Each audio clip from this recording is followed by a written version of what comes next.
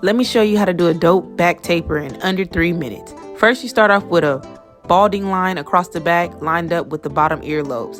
Then you go ahead and take your half guard and you go about 1 inch all the way across, even and nicely. Then you're going to take your no guard all the way open.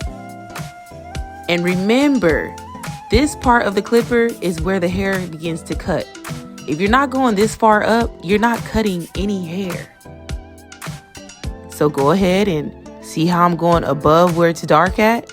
Yes, because that's where I'm going to be doing my cutting.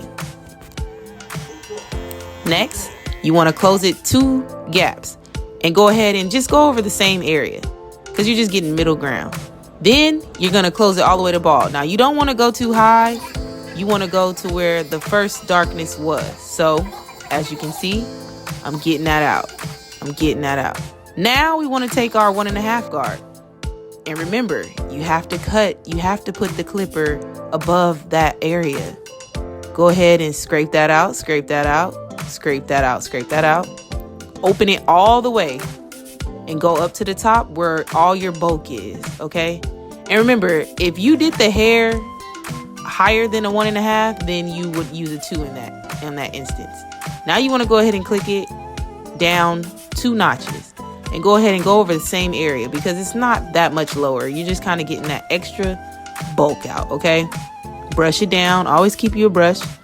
Now we want to go to our 1 guard all the way closed. The darkest area right there, that's obvious, is where you want to go ahead and cut. And you got to make sure that the clipper is going high enough to cut the hair.